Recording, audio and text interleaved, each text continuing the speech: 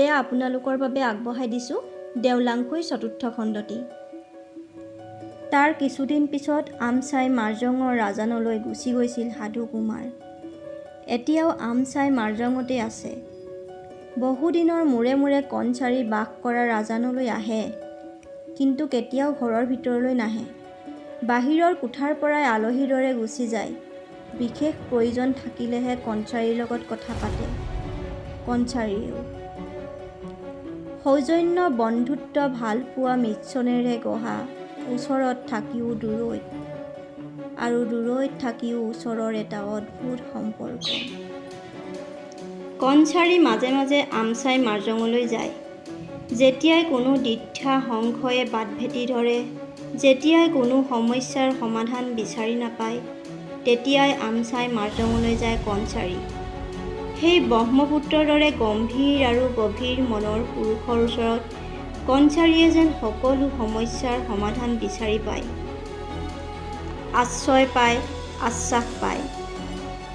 তেওঁৰ পৰা যেন লোৱাই কাম কনচাৰিৰ।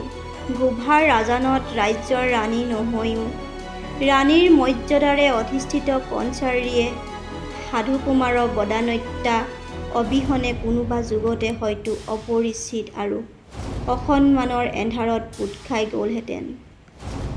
হেৰুৱাই পেলাব লাগিলেহেঁতেন মৰ্যাদাপূৰ্ণ জীৱনৰ সকলোখিনি। সাধু কুমাৰৰ সম্পত্তি হিচাপেইতো গোভাৰ মাটিত ভৰি থৈছিল কনচাৰিয়ে। সাধু কুমাৰৰ ইচ্ছানিৰ্ভৰ এটা ভৱিষ্যত হাতত লৈ প্ৰৱেশ কৰিছিল গোভাৰ ৰাজানত। কিমান দুৰ্বল আছিল সেই কনচাৰি, কিমান অসহায় আৰু নিৰুপায়।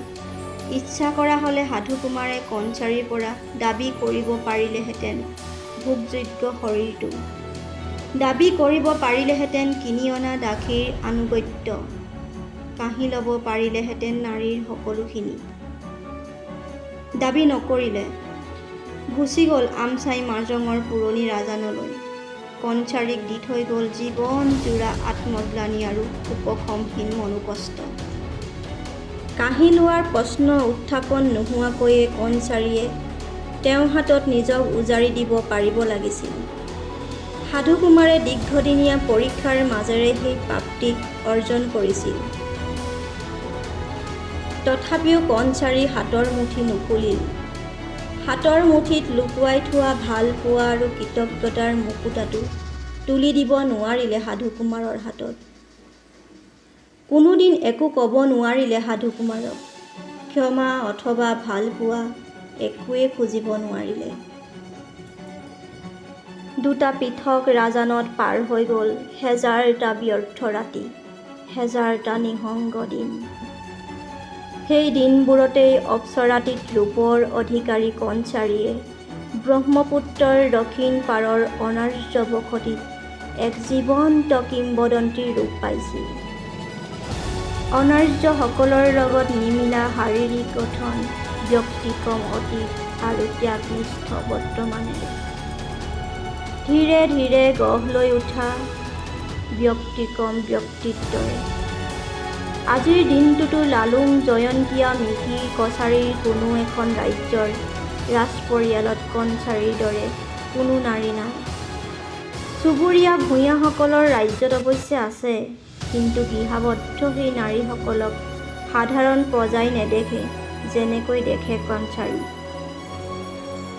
কনচাৰি গৃহাবদ্ধ নাৰী নহয়, ৰাজকাৰ্যত সক্ৰিয়ভাৱে জড়িত হৈ থকা নেতৃস্থানীয় নাৰী। তদুপৰি এই সমাজখনত সাধাৰণ নাৰীও গৃহাবদ্ধ নহয়, খেতি-বাতি সকলো কামত আগভাগ লোৱা এটা মুকলিমুৰীয়া জীৱনৰ অধিকাৰী। সেয়েহে কনচাৰিক সকলোৱে দেখা পায়, দেখি অবাক হৈ চায়।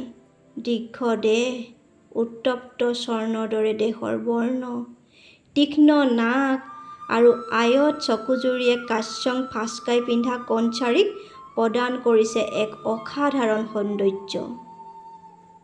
সোণজিৰাই আগেয়ে প্ৰায়ে কৈছিল, আপোনাক মেকত বুলি কিন্তু দেখিলেই বুজা যায়। আমাৰ লালুঙৰ বানাত বাটু পিন্ধিলে, লালুঙৰ ঠংফালা কাণে হাতে পিন্ধিলেনো কি হ'ব পাই? কাপোৰ গহনাই জানো নাক মুখ সলাব পাৰে?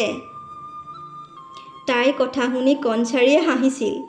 কৈছিল, চাই থাকচোন লালুং যেন লাগে নে নালাগে। তই মাত্ৰ মোক কথাবোৰ বুজাই যাবি আৰু দেখুৱাই চিনাই যাবি। ভুল হ'লে শুধৰাই দিবি কিন্তু নানাও। সোণজিৰাক দাসী বুলি কেতিয়াও ভবা নাছিল কণচাৰীয়ে। গোভাৰ ৰাজানৰ কাহানিও নেদেখা নজনা মানুহবোৰ আৰু আচহুৱা জীৱনৰ মাজত সংকুচিত হৈ থকা দুখী আৰু নিসংগ কণচাৰীয়ে প্ৰান্তীয় গাঁও এখনৰ পৰা অহা সমবয়সীয়া সোণজিৰাক পাই যেন উশাহ বিচাৰি পাইছিল। নিজৰ ভাষাৰে কথা পাতিবলৈ পাই ৰাংঢালী সোণজিৰাক পৰমাত্মীয় যেন লাগিছিল কণচাৰীৰ। সেই সময়ত প্ৰতিটো ৰাতি কণচাৰীৰ বুকুখন ঢিপ ঢিপাই থাকিছিল সাধুকুমাৰৰ খোজ শব্দ শুনাৰ আশংকাত। প্ৰায় জোৰ কৰি সোণজিৰাক নিজৰ লগত শুৱাইছিল কণচাৰীয়ে। মজিয়াত শুই থকা সোণজিৰাক দেখি সেই ৰাতিবোৰত কণচাৰী ঈশ্বৰৰ ওচৰত থকা যেন লাগিছিল। তাৰ পিছত দিনবোৰ বেলেগ হ'ল। সাধুকুমাৰ গুচি গ'ল আমচাই মাৰ্জঙৰ ৰাজানলৈ। ৰিহা মেখেলা এৰী কাঞ্চং ভাজকাই পিন্ধি কণচাৰী ৰূপান্তৰিত হ'ল সলসলীয়াকৈ লালুং ভাষা ক'ব জনা গম্ভীৰ দায়িত্বশীল হাঁহিমুখীয়া কণচাৰীলৈ।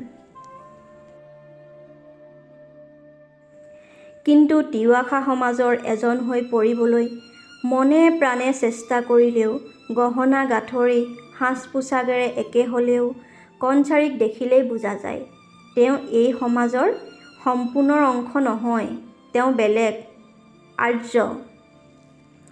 এতিয়া কণচাৰীৰ বয়স হৈছে, সকলোৰে আবি হৈ পৰিছে, তথাপিও তেওঁ সমগ্ৰ অৱয়ৱত জিলিক মাৰি উঠে আৰ্য ঐতিহ্যৰ ৰূপলেখা। আৰ্য আৰ্য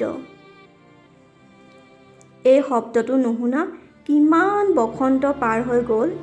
এই দেশত কিমানবাৰ ছগা উৎসৱ হ'ল, কিমানবাৰ লাংখন পূজা, কিমানবাৰ য়ংলি পূজা হৈ গ'ল আবি কণচাৰী ভালকৈ কিজানি মনতো নাই। এই শব্দটো শুনি থকা দিনবোৰ আজিকালি তেওঁ অবাস্তৱ সপোনৰ দৰে লাগে। অবাস্তৱ যেন লাগে প্ৰবল প্ৰতাপী ৰজা প্ৰতাপচন্দ্ৰক। সুদূৰ স্বৰ্ণৰ পীঠৰ প্ৰতাপপুৰৰ দুৰ্গবেষ্টিত ৰাজধানীৰ অন্তেশপুৰত বাস কৰা ৰাজমহিষী চন্দ্ৰপ্ৰভাৰ অস্তিত্বকো লাগে অবাস্তৱ স্বপ্নৰ দৰে। আজিৰ খণ্ডটি ইমানতে সামৰণি মাৰিছোঁ। পাছৰ খণ্ডটি সোনকালে পাবলৈ বেল আইকনটো প্ৰেছ কৰি ছাবস্ক্ৰাইব কৰি দিব আৰু কেনে পালে কমেণ্ট কৰি জনাবলৈ নাপাহৰিব। লগতে লাইক আৰু শ্বেয়াৰ কৰি দিব। ধন্যবাদ।